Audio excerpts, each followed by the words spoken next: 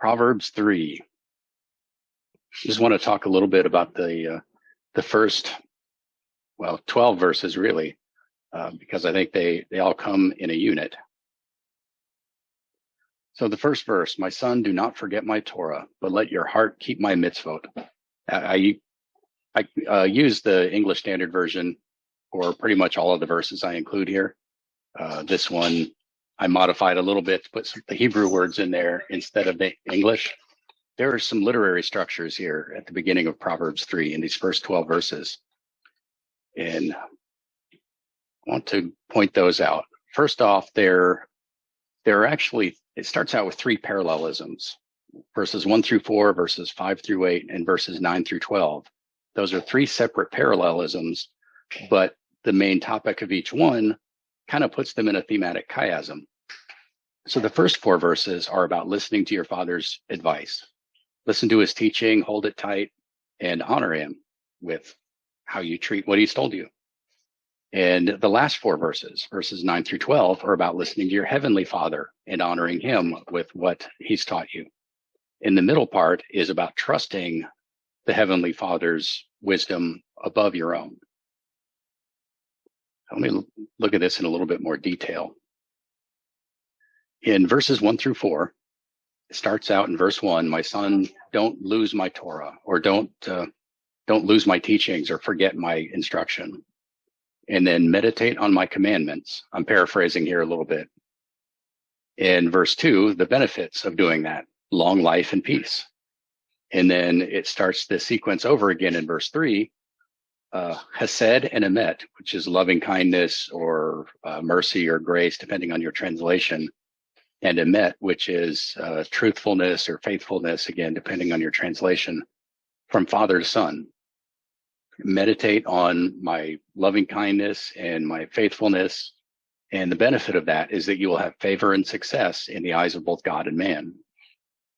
The first part, let me go back to that, has three elements in each parallel. So my son, don't lose my Torah, the loving kindness and faithfulness from father to son, meditate on my commandments, meditate on my chesed and emet, and then the benefit of both. In the middle part, there are four elements to each parallelism. And so it begins, trust Yahweh, not yourself. And in the other side, don't trust yourself, fear Yahweh. Consider his will in all manners. And on the other side, repent. Sorry about that. The benefit is an uncomplicated life in healing and revitalization. And then finally, the last part, verses 9 through 12, is again a three-part element, which connects it back to the first part, or a three-element parallelism. And it begins with honoring Yahweh with all that you have, with a first fruits offering, and you'll get even more. Give back to God just a little bit, and he'll give you more. And then the parallels are, my son, don't despise Yahweh's discipline, which is connected to honor Yahweh with all you have. Don't weary of his rebuke. And like a father, Yahweh rebukes whom he loves. The connections in this parallelism are a little harder to see. The easier part is the beginning and the end. Honor Yahweh with all you have, and my son, don't despise Yahweh's discipline, are pretty closely related, and you'll gain even more. And like a father, Yahweh rebukes whom he loves. Well, that's kind of hard to see the connection right away, but these are things that you get back for what you give. In the first part, you give a first fruits offering as a sign of honoring Yahweh with everything that he's given you. He gives everything that you have he gives all of that to you. You take a little bit and give it back to him, and you'll have even more, whether that's material gain or understanding or relationships, health, whatever it is.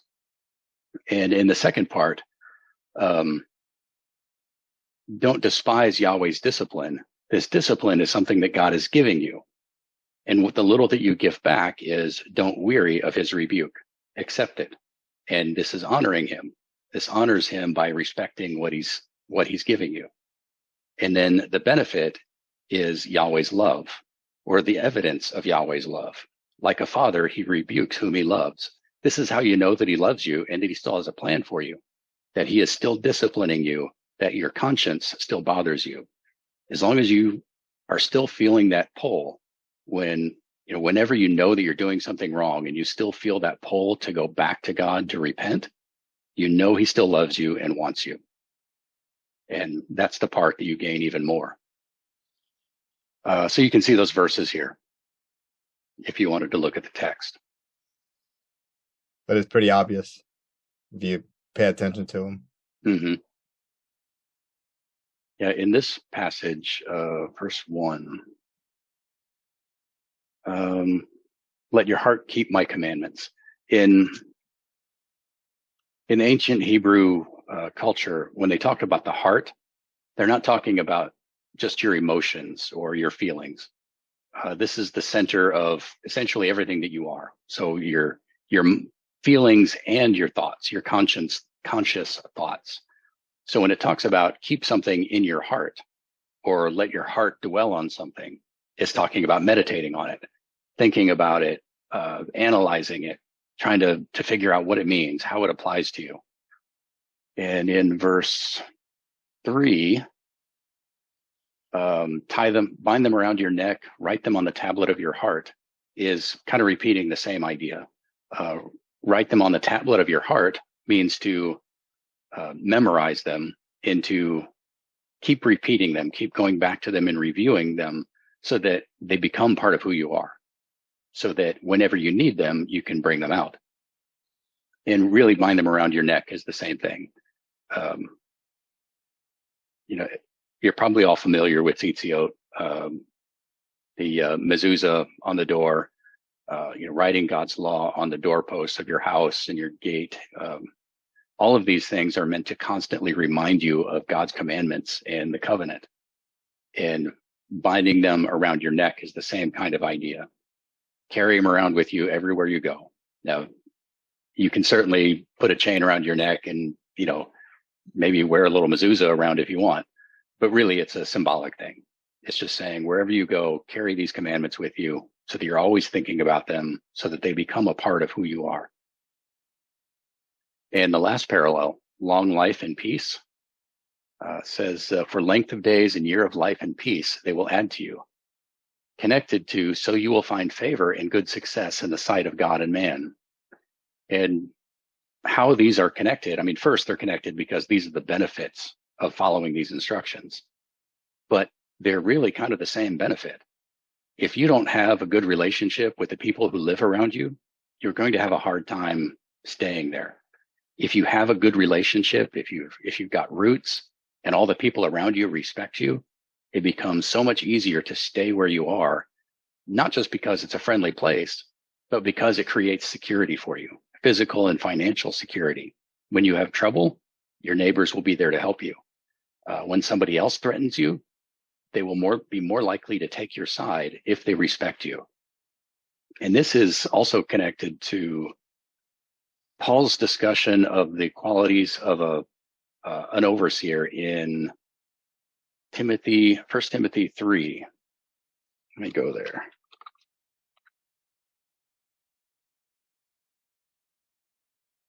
See, he must, here it is. Moreover, he must be well thought of by outsiders so that he may not fall into disgrace, into a snare of the devil. Now, whether Paul was specifically thinking of this passage when he wrote that or not, I don't know.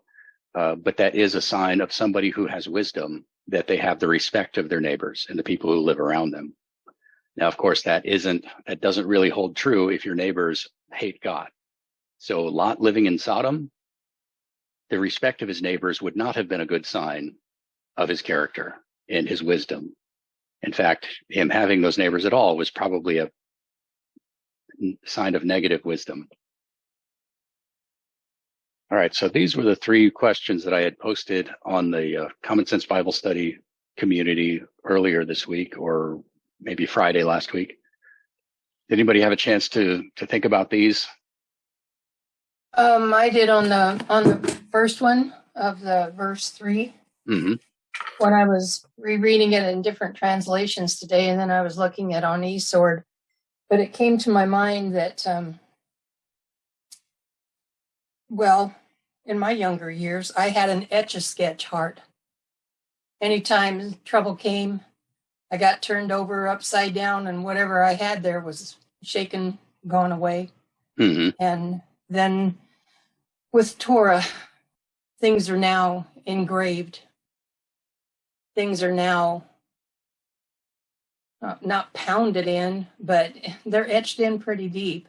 Mm-hmm. And it was painful, but I'm very thankful for it.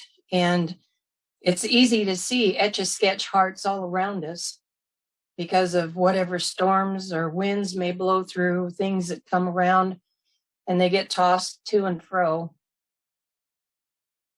I'm going to try to remember this part of the study as well. Some of my grandchildren may not know what an Etch-a-Sketch is anymore, so we'll see. Mm-hmm. And so when we're drawing with it, we use the stylus that's there as best we can, and we try to etch the things on there so that we can make a picture or whatever.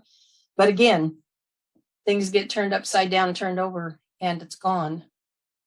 And that was my life before Messiah, and that was my life even before Torah. As a Christian, there were things that would come around and it would turn me upside down. And so it made me question how much faith, how deep of faith I had.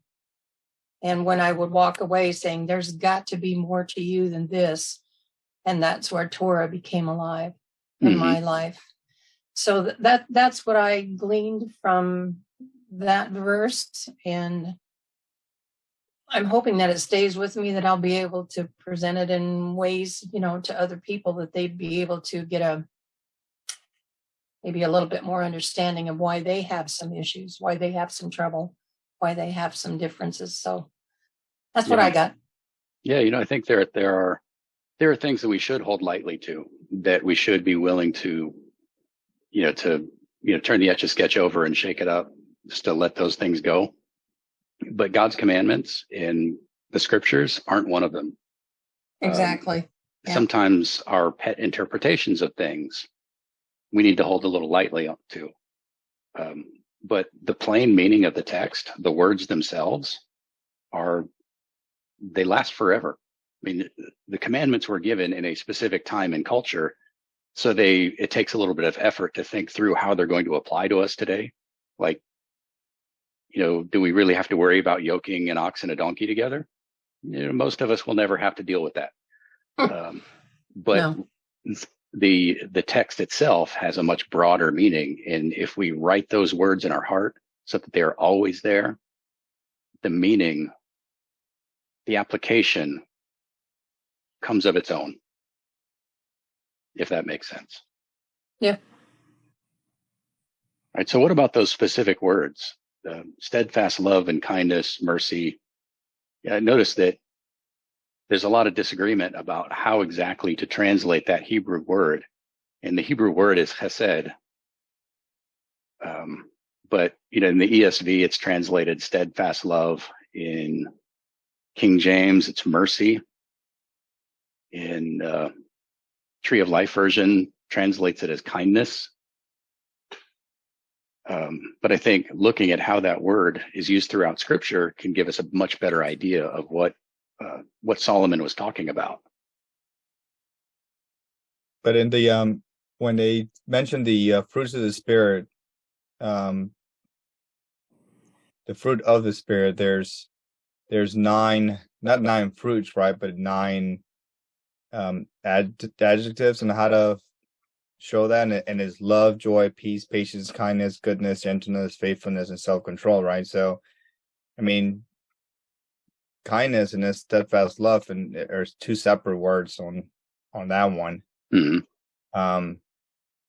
So I don't know if their exact will be the exact same thing. When I think of steadfast love, is you can think of like relationships that they have their ups and downs, and you can have your ups and downs at work. You can have your ups and downs with your diet, but it's always better, I think, to have that steady. That's what I think when I think steadfast. I think of steady, of just being there, Mhm. of consistency. And I think that the Father, it's like that, right? Because Yeah.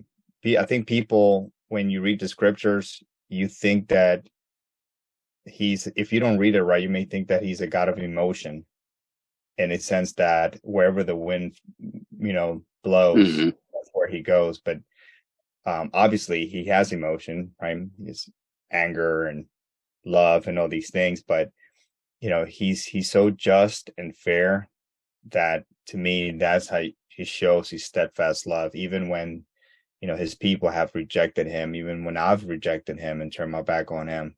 He's always been there, steady, the whole Mhm. time. And that makes you feel his mercy, and in return,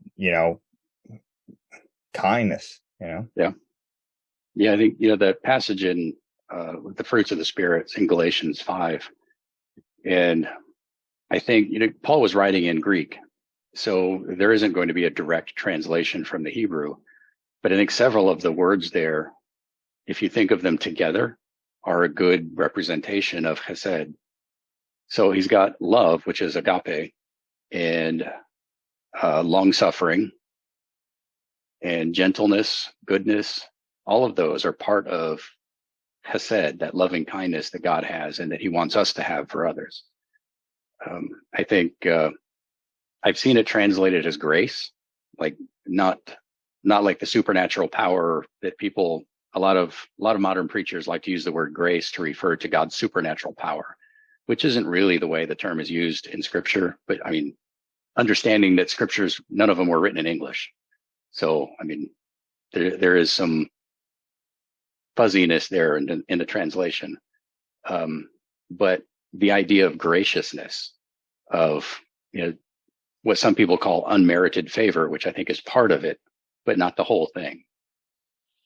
If someone is, being good to your enemy, someone strikes you, you turn the other cheek. Don't respond in kind immediately. Hold back, wait to see what's going on. That's part of graciousness, and that's part of chesed. The long suffering, patience, not being judgmental, not being Zeus standing up there with a lightning bolt ready to fry anybody who gets out of line. That's the opposite of who God is. He's got the lightning bolt, but he's not just waiting to throw it at somebody, because he has loving kindness. I wrote an article about this. I'm going to send in an email tomorrow morning, but and it'll be on the American Torah website, but I wanted to show it to you now. So verse 3, let not steadfast love and faithfulness forsake you. And then turn to Genesis 24:27. This is Eliezer, Abraham's servant, whom he has sent to find a wife for Isaac. Blessed be Yahweh, the God of my master Abraham, who has not forsaken his steadfast love and his faithfulness toward my master. The exact same two words, three words if you include forsake. I think that Solomon wasn't just trying to describe godly character in a father and in a son towards his father, but he was also making a direct reference to the relationship between Abraham and Isaac. And that Eliezer said that Abraham had not forsaken his steadfast love and his faithfulness toward his master Isaac. And if you look at the prophetic shadows of Abraham and Isaac, and you think of God the Father and the Son, the Father also showed loving kindness and faithfulness to his Son, even though both of them sacrificed their Son for the benefit of a greater good, for the benefit of a covenant. That sacrifice still showed steadfast love and faithfulness, because part of being faithful to your relationship between people here on earth, between father and son, is being faithful to your relationship with the Heavenly Father. If a father, we talked about this last week, Carlos, if a father is not faithful to his son, isn't showing him gracious, loving kindness, the son is going to have a much harder time understanding those things from God. And so the father has to discipline his son because he loves him. Sometimes he has to make his son sacrifice. He inflicts pain on him at times, but he does so out of love and concern for his future. It's not because he wants to hurt him, or it's not for revenge, or at least it shouldn't be. But he should be emulating Abraham, who treated Isaac with loving kindness and faithfulness. Yeah, I shared a video on our phone chat, and it was a video from you from 2 years ago, pretty much talking about that relationship. I mean, it's the same thing we talked about, yesterday. Your video was pretty much the same thing, about the relationship. You said that it is in us, instinct wise, for us to look at, if you didn't have a good father, and say, well, my father treated me this way, and in your mind, consciously or subconsciously, right, think that, well, God must be the same way too, and that's why a lot, we talked about this last week. That's why probably a lot of men and women, but men reject their God, because their father wasn't there for them. Yeah, I wrote down a couple of thoughts about the I think it's a second question, that if we lose grace and truth, which is what my version actually, or translation, says, which I connected with a little bit easier than the mercy, steadfast love, and kindness one. But that if we lose that, if we lose those things, then we lose our relationship with our Heavenly Father. And so we go after those two things, understanding that our spiritual life depends on it. In essence, we hang them around our necks so we never lose them, and they are close to our hearts. And then also just thinking about, Yeshua, telling the disciples to seek first the kingdom of Elohim, and all the other things will be added to you. And so it just seems like a lot hangs on us keeping those things in our life. Yeah, very good. What about what does it mean to honor God with your wealth and first fruits in verse 9? Anybody have a thought on that one? First thing that came to my mind is the in relationship to the temple. But I think we see from the very beginning in Genesis, Cain and Abel, right, already having that understanding of giving your first fruits anyway. And, they didn't do that. Well, Cain didn't do that. And then, in relation to the temple as well, that's the first thing that came to my mind. Well, it specifically says first fruits of your produce, but, right. Many of us may have gardens, but we're not necessarily farmers. So how do we honor that today? I mean, there's no temple, there's no priesthood. We're not living in the land and growing crops. Right. My mind on that is, guys coming from the church, and the church telling you, tithing, and there's money involved in there as well, blah, blah, blah. I still believe in giving your first fruits regardless. Just do it in a different way. There's no temple or anything like that. But, he did instruct us to, love our brother and sister, to take care of the widow, the fatherless, the homeless, and everyone else. So in my mind, that's the way of honoring God. It's transferring over that to my brother and sister, so the Father can be honored and glorified through those things, So at least that's where I'm at this point in life. Yeah. What do you think about the second verse 10, the next part of that? And your barns will be filled with plenty, and your vats will be bursting with wine. Is this, the oft repeated promise that, you send some seed money to the church, then, God's going to pay you back 100-fold? Is that what this is saying? No, and not to me. And, again, I was the one that used to, faithfully always give and stuff like that. But if you know me long enough, you know that I'm a little bit of skeptic about Mhm. everything. So I'll just, there was, and you guys know where I've been, so it's just very uncomfortable not knowing where those things go. So the way I saw it is like, taking responsibility on your own to, I pray about it. I say, Father, you just show me who needs from the abundance that you've given me. And obviously I'm not wealthy or anything like that, but in comparison to the rest of the world, we're pretty well off. So if I can help anyone, and we've done it before in the past, all of us as a group, right? So Mhm. and I honestly believe that it's funny how they twist the words, because I mean they're right, they're right, and I believe that if you give, the Father gives you back, tenfold or whatever it may be, but it's in your heart, right? If you're giving, expect something back, then that's a no-go. He'll know Yeah. that. But If when you're you give, giving it in order to get back. right, but when you give, and doesn't mean he's gonna, somebody's gonna come in with a big old check in front of your house and tell you won, right? But I think you've mentioned this before. You can be blessed with health.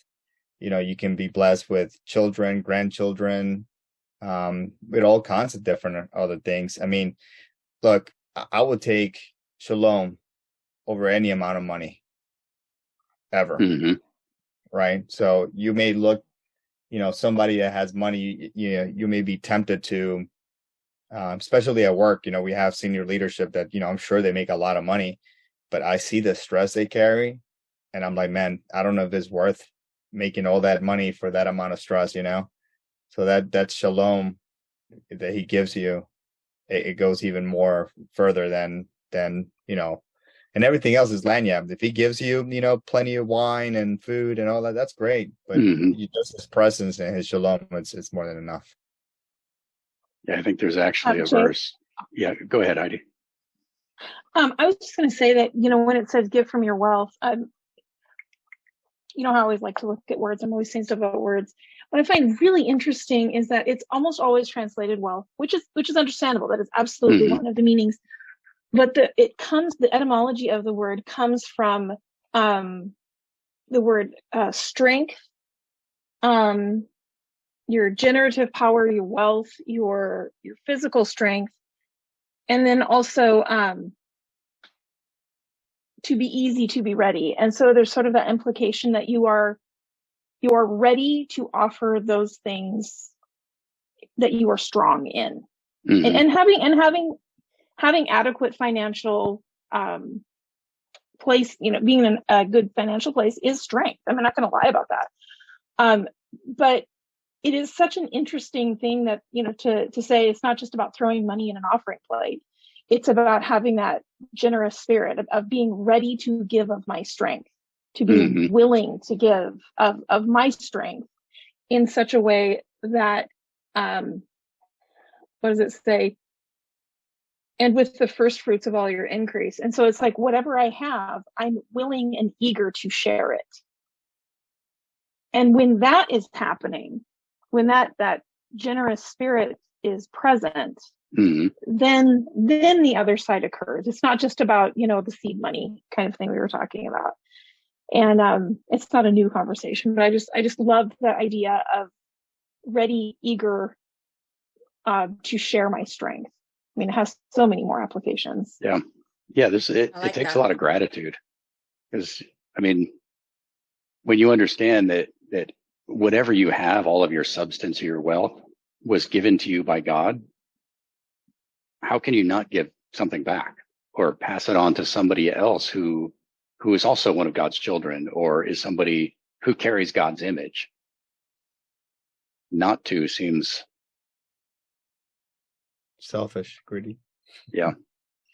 It also reminds me when it says kind of piggybacking on what Heidi said, is the when your firstborn is your first fruit as well, right? If I understand that right. So like Abraham, in a way, yeah.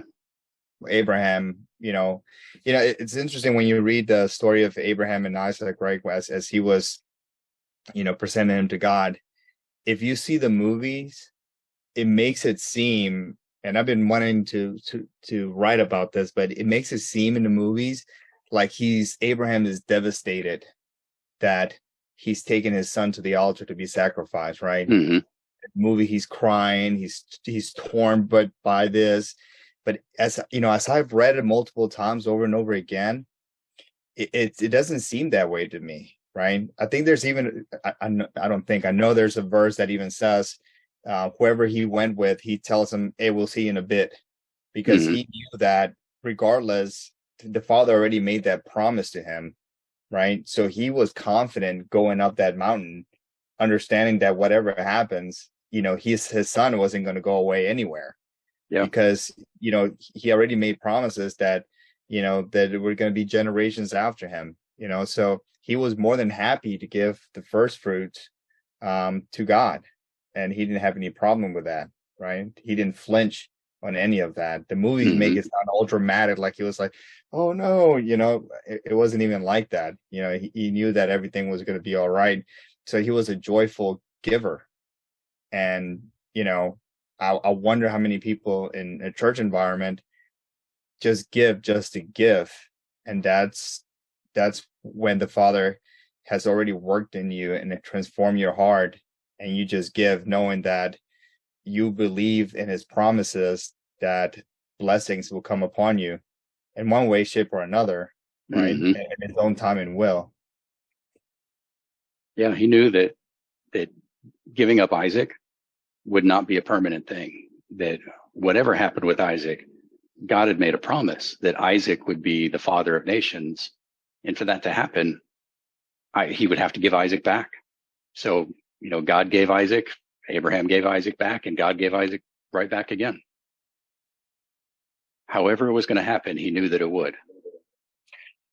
I think this is probably one of the top 5 most confusing areas or areas that really stumps people when you have a heart to honor him. There's some difficult questions that come to mind in this area of finance in our lives as believers, because when we're reading the Tanakh, there's a very clear set of parameters and expectations. And then when you read the Gospels and then even the writings of Paul, you're reading about things that are happening still much of it anyway, in the environment of Israel. And some of it, was obviously written when the temple was still there. But then you have things like, Paul saying, maybe to those that are lazy, that you need to work to have something to be able to give or to be able to share. Instead of this idea that we go give something so we get, reap a harvest on that.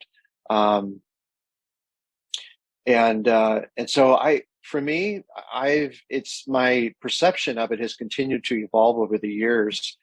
And I think where I've come to settle is just with the understanding that obviously when it comes to the requirements in the Torah, that Yeshua fulfilled that, but that it's no longer a set of rules and parameters, but it's really ultimately being led by his Spirit, with the understanding that he owns everything. As far as we're concerned, we've given him our lives, and that includes everything that we have to be stewards over. And so ultimately, to be led by his Spirit, I think is where you'll see his kingdom manifest in your life, whatever that means. I mean, it doesn't necessarily mean that if you go give, that you're going to get something back specifically for giving that thing. But at the same time, it does say that he, whatever a man sows, that will he also reap. So sometimes it's difficult to see that distinction between hard, defined rules and discerning, the discernment that comes from his Ruach. So. Yeah. And you also have to take into consideration that everything that God gives or takes away is mitigated by the needs of the kingdom. So that whatever you ask for, as long as you're asking in accordance with God's will, God will give it if it furthers the needs of his kingdom. So, it's not a sin to be rich. It's not a sin to have a nice car or to be healthy or any other good thing. But sometimes it's not what God needs for you. Maybe he needs you to be sick for a while so that you'll come into contact with certain people, or so that you'll have certain experiences that you can build on and talk about later. Or maybe he needs you to be filthy rich so that you can have those experiences, so that you can use your resources to bless and finance somebody else's work. There's so many factors that go into this stuff, that go into why God blesses one person one way and another person another way, that I think it's impossible to say, I'm giving 10% of my tithes and God is going to give me a raise next year. It's just not the way it works. In the practical sense of this specific verse, we don't have a temple or a functioning priesthood.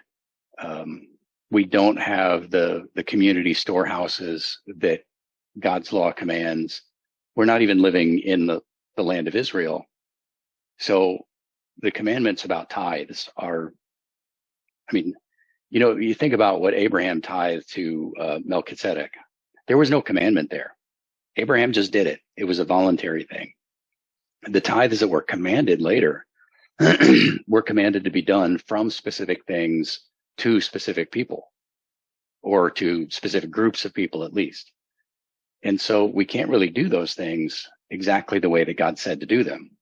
So we have to emulate it the best we can where we are. Like you were saying, Carlos, there are people in our community who need help. There are poor people that we know of. There are orphans. There are people in prison. There are sick people. One of our Common Sense Bible Study community members had a minor injury at work today. And we forgot to pray when we started. We will have to make sure that we do that before we quit. And we can say a prayer for her. And another person who used to be part of our local community here, who is in the hospital right now. These are good people. They're not mass murderers, or, they're not out robbing banks. God's got a purpose for all that. And one of the purposes is that we can take what God has given us and help those people with it. And sometimes that's just our prayers, like in this case. Unless it turns out that one of these people has a financial need with their medical bills, and, those of us with the resources to help can help. There are also the annual feast days. If we were living in the land and going to Jerusalem for Sukkot or Passover, part of our tithes would go to pay for those expenses and go to pay for the festivities. Well, we're not doing that, but we can still set aside money to pay for those events. And that's a perfectly acceptable thing to do with what we're calling a tithe. Technically, it might not be called that. It might be called the first fruits, or, a tithe isn't even necessarily a tenth. I think the word originates in the concept of a tenth, but, like the tithe of your livestock wasn't a tenth. It was a 50th in some cases. Well, let's move on in the chapter. And this chapter is loaded with stuff that we could talk about. It reads like it's just a random series of bits of advice, but there really is a lot of depth, and each one of these verses seems to connect to a dozen different places in Scripture where we can either see examples of it or elaborations or somebody else saying the same thing in different ways. If we go to, say, verse 13, I'm sure there are lots of things that we could talk about with the meanings of silver and gold, and the meaning seems pretty plain, though. Wisdom is better than those things. But specifically, how is wisdom better than silver or gold? You ever seen somebody win the lottery? Heard stories. Well, yeah, right. Having wisdom is better than being rich, because there's a lot of people who are rich who have no wisdom, and they lose it really fast or squander it on silliness. Yeah, I remember a guy, like, maybe 30 years ago now, who won the lotto up in Chicago and bought a bowling alley, and then he was bankrupt in like 2 years. Yeah, it's like that. That thing to tell you about what would you rather have? Would you rather have a penny that doubles every day, or would you like $1 million? Mm-hmm. And if a penny doubles, I think by half by the 15th date or something like that, you're still not up to $1 million. So it makes it seem like you're not going to make it. Mm-hmm. But eventually, by the end of the month, you have 5 million, right? So that's the whole point of like it's better to have that wisdom and that discernment, because if you didn't have it, you would think, well, I'll just take the $1 million, and I'm good. Mm-hmm. But if you have that wisdom and discernment, it gives you even more than that, right? You would know that, no, I'll just take the penny that doubles all the time, and I know by the end I'll have $5 million. Yeah. I think I heard someone someone I listened to this week put it, wisdom can't be bought with silver or gold, but silver and gold can be obtained through wisdom. So just like when, God told Solomon, you can have whatever you want, and he asked for wisdom, and God gave him silver and gold. And really, I mean, once you're the wisest man in the world, you're going to have silver and gold anyways. So. Yeah. And I also think that wisdom crosses over between, we'll just say, the physical world and the spiritual world. At least in my mind, when I think about wisdom, that it's the ability to live your life in a way that you're not just living for now, you're not just living for this fleshly existence, but you're living with eternity or a spiritual existence in mind as well. And so that's why I see, when gold and silver are just physical things used for buying things, that that having wisdom is definitely superior to that, and at least when you're looking at the bigger picture. Yeah, I agree. All right, so I forgot to talk about one of these questions for conversation. In what way did God found the earth by wisdom, prepare the heavens by prudence, and bring water from below and above by understanding? That's in verse 19 and 20. What pops in my head is there's this, I think it's in Proverbs, where it says to first make sure you get your garden going before you build your home. Mm-hmm. And to me, it's kind of like, that's wisdom, because in your mind, you're like, man, let me build the house first so I can have something to cover from the rain and the weather and stuff like that. But no, in reality, it makes sense to first, get a garden going so you can have something to eat, get Mm-hmm. that going. So to me, it's the same thing. If you look at the way God created, the heavens, the earth, and the seas, it all makes sense. He was preparing everything for man. Mm-hmm. And to me, that's wisdom when he thinks about the way he established it, and he did this the first day and the second day and the third day. That's what popped in my head. One thing I want to point out, in some translations, I think the King James says, by wisdom hath founded the earth.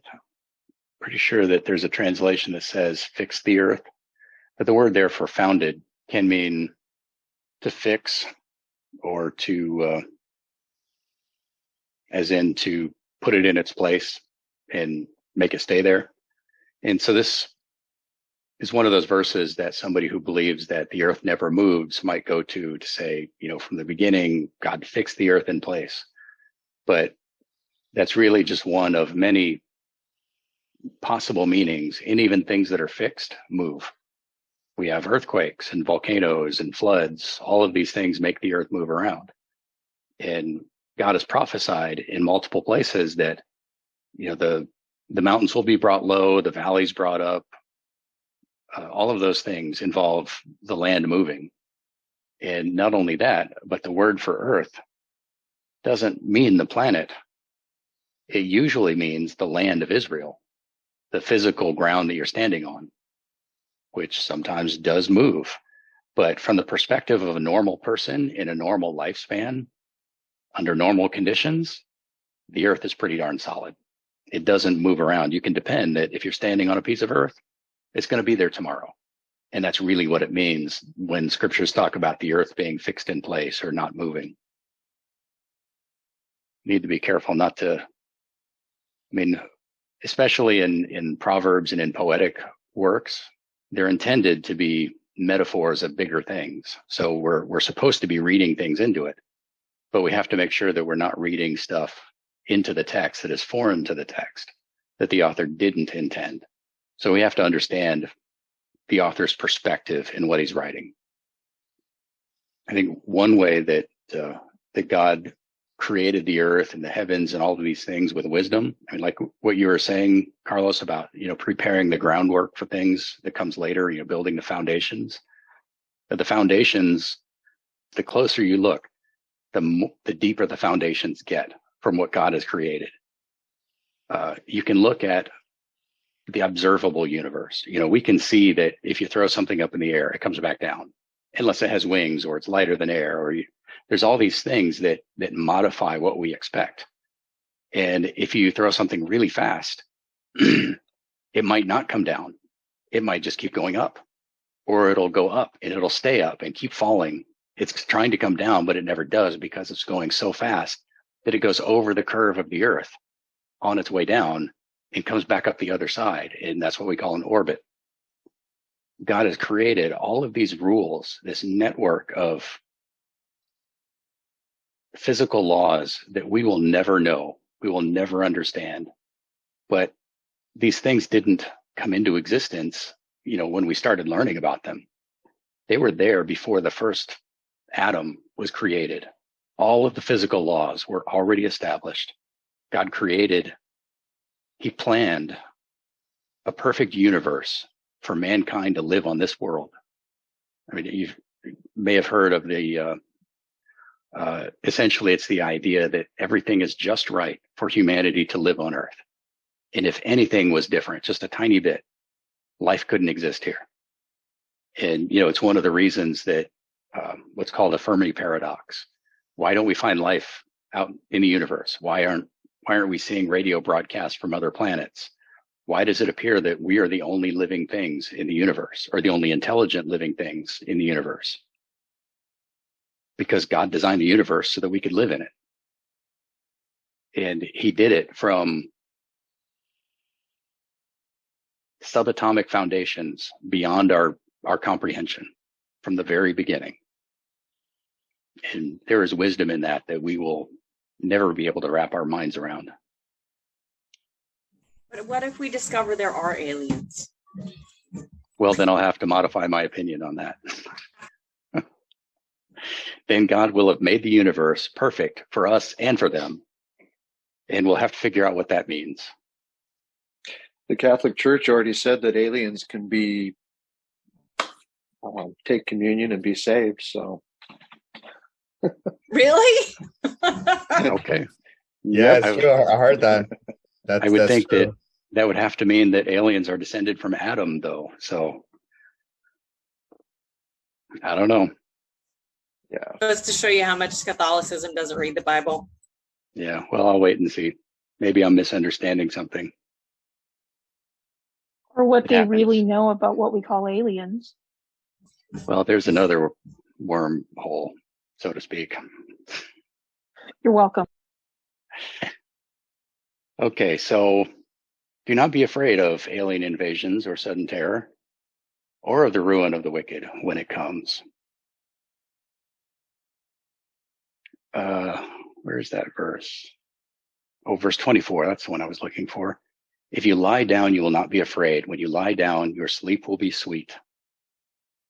How does wisdom enable you to lie down and sleep better? Wisdom should guide you to the straight and narrow path. And when you walk the straight and narrow path, that means that there's less curses in your life, less trouble. I didn't Mhm. say no trouble, right? Like we talked about, but less trouble. And again, it goes back to what I was saying earlier about, just shalom, right? When you carry your life with wisdom, you will have more peace, not complete peace, because we live in a fallen world, but you will have peace. And when you have peace, you sleep better at night for sure. Mhm. Yeah, Psalm 4:8 says, "In peace I will both lie down and sleep, for you alone, O Yahweh, make me dwell in safety." And I didn't check the superscription on that, but I'm assuming that was David writing it, who did not always live in safety. And for a very large part of his life, he was in constant danger. But God kept him through it all. God saw him through the Philistines hunting him, and through Saul hunting him, and through his own son hunting him, and always found a way for David to make it through. And David frequently cried out to God, and it's like, God, why are you putting me through this? But he always ended those Psalms by saying, but I trust you. You know what's best. You know what you're doing. And at the end of the day, whatever else is happening, if you know that God is in charge and whatever is happening is because it's part of God's plan, there's a lot of peace in that. And there's also physical security. If you are living a wise life, you are making fewer enemies. You don't have to worry about people coming and attacking you. Keeping God's commandments, just like with David, are always going to make you enemies, but most of us are not David. We're not out there making political enemies other than, whoever runs Facebook. They're fact checkers. They might not like us, but they're probably not going to come to our house. There are all kinds of caveats to these things, because there are people who might want to come to our house. Yeah, but good sleep, it comes to those who don't have to worry about either their future or their past. If you don't have to spend a lot of time with regrets, you'll sleep better. If you don't have to spend a lot of time worrying about what you're going to eat tomorrow, you're going to sleep better. Are there any other verses in here? I mean, there are a bunch of them. If we took one verse at a time, we could be here all night. But are there any other verses that stood out to somebody that you want to talk about? Now, you mentioned that some of the stuff is like poetic, and but I think it worked both ways. Sometimes when I read the one where it says, goodness, where I had it. Oh, verse 8, and it says, be not wise in your eyes, fear the Lord, and turn away from evil. It will be healing to your flesh and refreshment to your bones. And I think I've talked about this with my mom, that when she's in a lot of stress, obviously she's an older lady, but when she's in a lot of stress, she feels it in her bones, like the stress. Mm-hmm.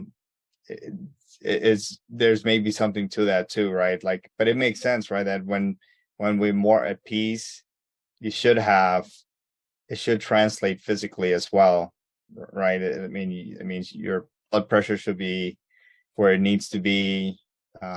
Your stress and should be where it needs to be, hopefully very low. Mm-hmm. And I think that attributes to you physically in life. I know that I can definitely trace where I've had stress, like a lot of high stress in my life, and that's where I get my my white hairs. You know what I mean? I still remember coming back from a stressful point in my life and seeing my first white hair and like mm-hmm. just breaking out because of that. And it's happened before multiple times where I was just like, man, all of a sudden I just get a bunch of white hairs, and it just comes from stress. So I think whenever you are at peace, all that translates over to your health as well. Yep. Yeah, I think Paula could probably tell us more about that, but about how your emotional state and stress can affect your health in a lot of ways. One of the obvious ways that we were just talking about the other day is the way that you eat. That stress in your life can have a huge impact on what you crave, and how how often you eat, how much. I'm definitely a stress eater.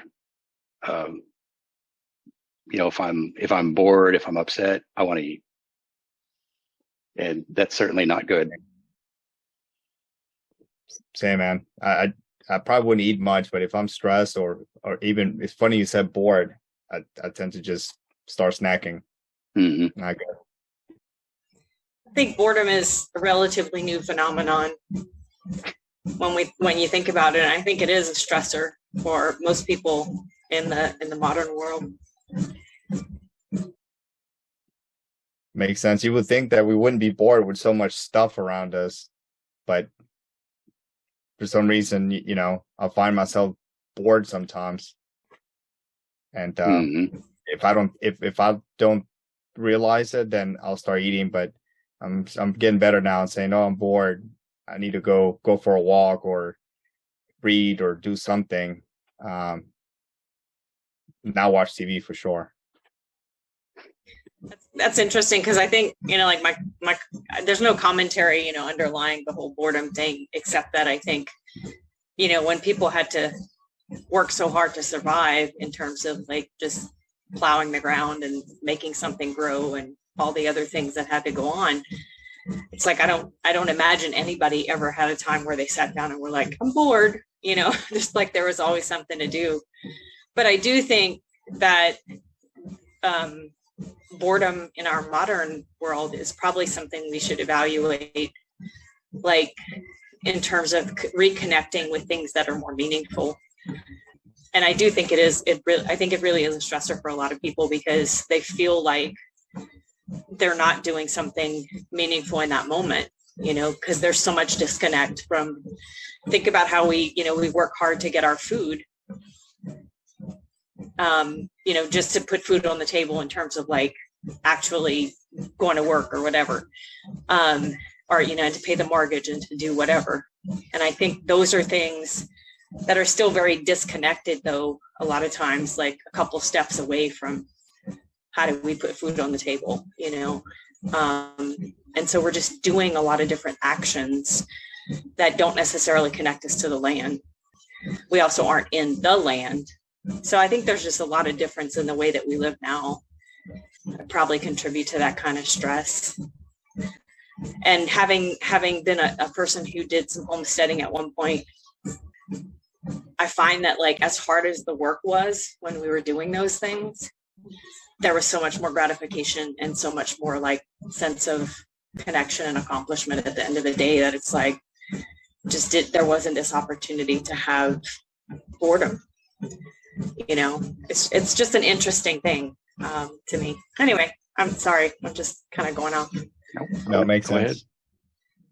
I think that we as people are afraid of quiet. That we think, the industrial age did a lot of damage to what it means to be a valuable human being. So much of it has to do with productivity. Where if we're not producing, if we're not consistently expending energy, whatever, that we consider that a waste of time. Instead of, I think of like the Middle Ages, when contemplation, the monastic periods and contemplation and things like that were so profoundly part of a spiritual experience, as well as just, life. And I know for me, when I find that like I'm bored, I've got to do something, I will sometimes just stop and go like, maybe I just need to be still for a minute, because the Lord talks to us in the stillness, and remembering that. I mean, a lot of Torah, of the, the Bible, the Proverbs and Psalms, they talk about, the quietness of being before the Lord. When you go to a refuge, that's not like a part, the Lord is my rock and my refuge. You're not going there to be entertained. You're not going there to be busy. You're going there to draw away in solitude. And anyway, I just find that sort of where we are as a society versus the idea of that simpler lifestyle where silence and quiet was not synonymous with boredom. Often if it's quiet and we're bored, maybe we just should go to bed. It's 10:30, Heidi. Turn the TV off. You know? Good point. You know, it's not a problem to say it is quiet in the evening. I shall now get rest instead of, oh no, I have to do something. And that drives. Yeah, you're right. I just built, I know we're going way off course, but honestly, I've built like bad habits since I was a kid. My dad used to get me to watch TV with him late at night, and that just kind of stuck with me. And finally, after, it's been probably like 10 years since I've removed like, cable and TV from my life, but I still have trouble with it, especially with, the phone. And I'm doing better, but getting my brain to shut down at night is very difficult. I think it's part of what you said of like not doing anything meaningful. I'm at work and I'm constantly being challenged, but it's not meaningful at the end of the day, especially once you know what's important in life, and you're like, man, I should be doing, I don't know, something else, just not this. And so you feel unfulfilled. So I agree with you, Paula, on that. There's probably something missing there. And I've been knowing that for a while. But sorry.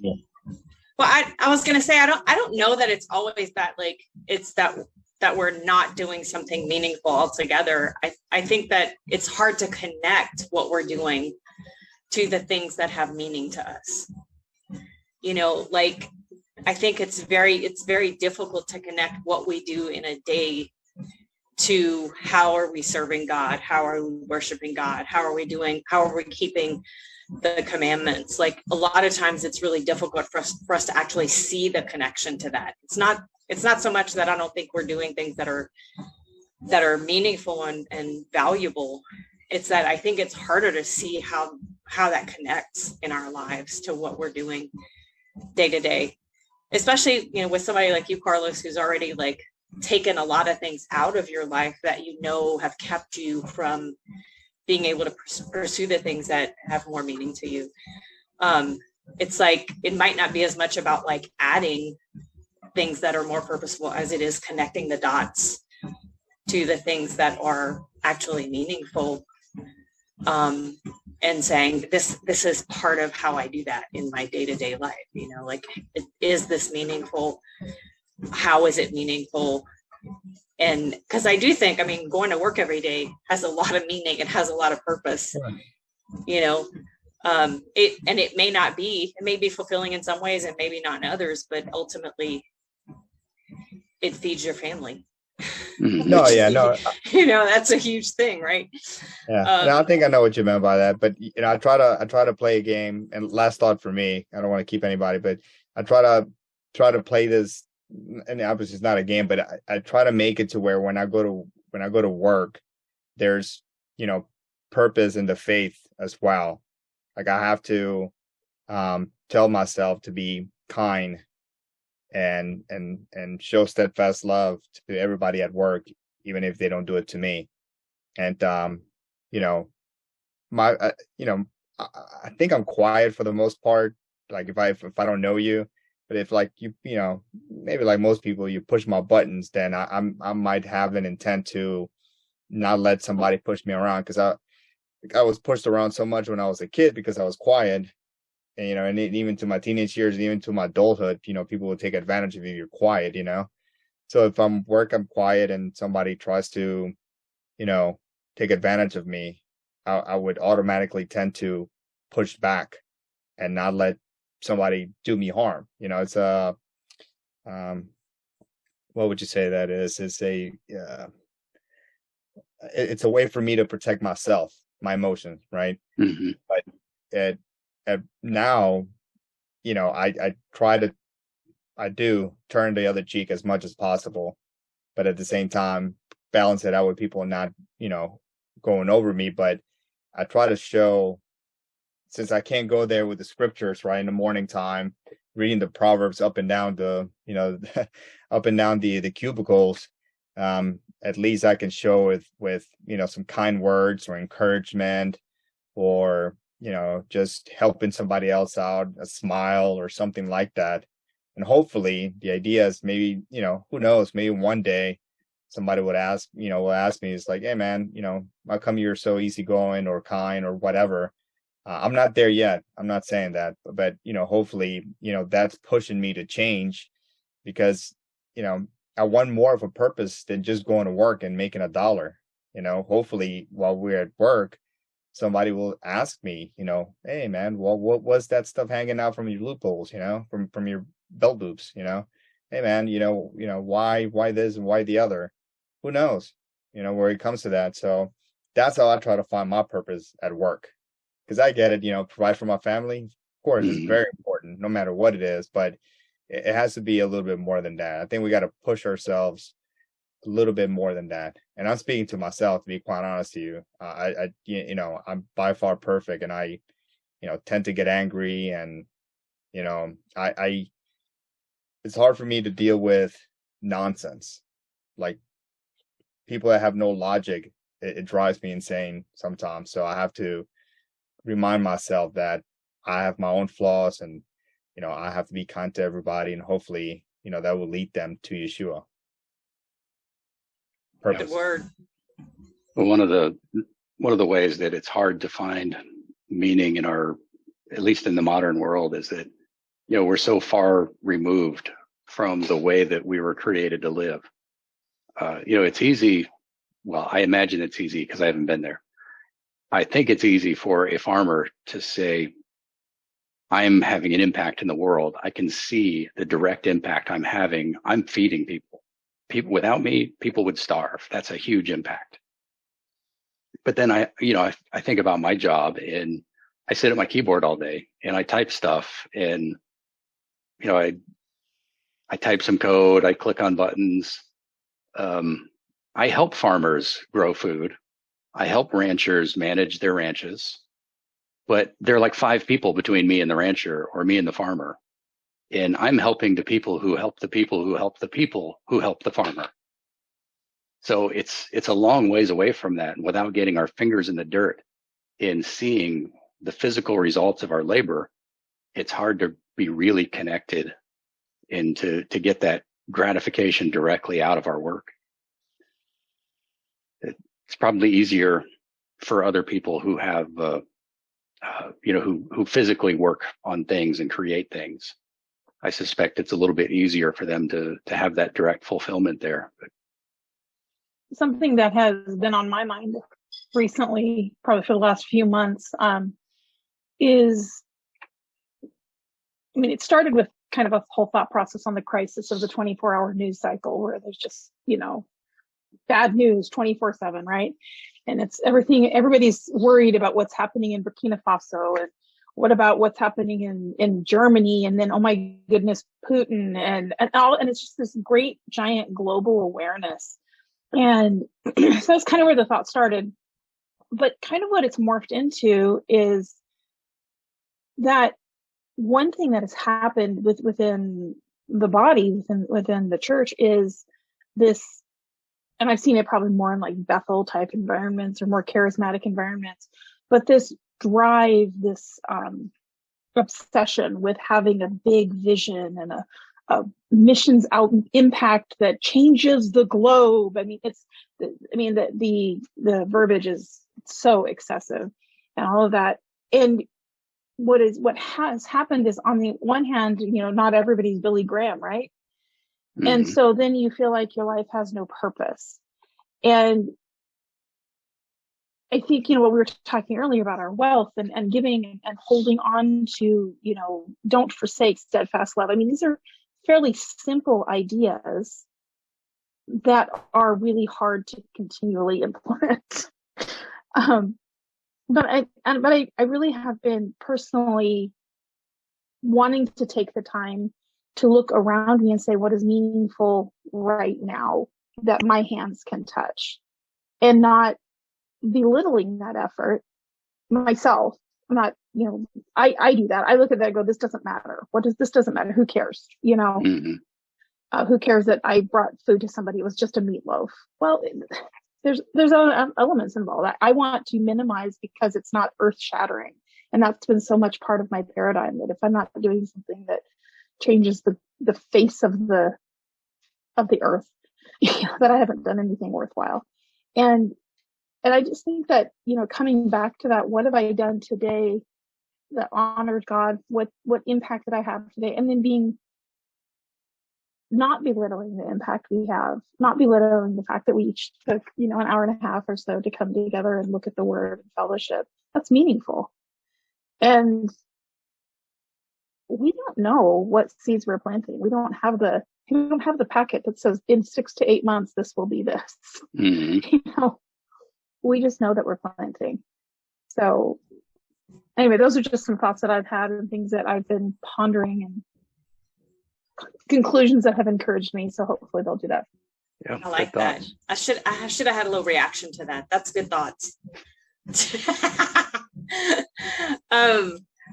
When you were saying that, Heidi, it had me, this image popped into my head of like Abraham, like talking about and thinking about his vision and obsessing over his vision. It's not something that he necessarily did. Like God gave him a vision for what he wanted for him, what he wanted to bless him with, how he wanted to make a great nation from him. And Abraham just was faithful to God. That's it. He didn't like go around talking about the vision and how he was going to like accomplish this whole thing and blah, blah, blah. It was like, he was just faithful in all the things. And I think that what you're saying is that very same kind of thing. It's like, look at what happened because of what Abraham did. So the question is, like, if we're faithful in our lives, if we're faithful to God in our lives, what could happen? We're not all Abraham, but that's a whole different ball game. We're kind of like, we're kind of at the end of the whole story in a lot of ways. And maybe that means we're part of the harvest, and maybe that's a big role that we have to play, and maybe that's a big deal. But who says that every believer who's faithful to God doesn't have the same impact that Abraham had in a different way? Like, I don't mean same as Abraham exactly, just in a more metaphorical, like spiritual impact way. Mm-hmm. I don't know how to say that. I was like, did Abraham know he was Abraham? I mean, was he walking around going, gaze upon me and behold the patriarch? Yeah, like, did he go around saying, am I as good as Billy Graham? Like, I mean. There was one other thing that I wanted to mention that I noticed about the verse 20. By his knowledge, the deeps broke open and the clouds dropped down the dew. That represents two extremes. The deeps breaking open that's what happened before the flood that destroyed the world. The clouds dropping down dew, that's what happened when God planted the garden. So when he planted the Garden of Eden, it was watered by dew. And then when he destroyed it all, it was destroyed by the fountains of the deep. Which also reminds me of, what Hannah said when she was at the temple praying for a son. And she tells God, you are the God who kills and brings to life.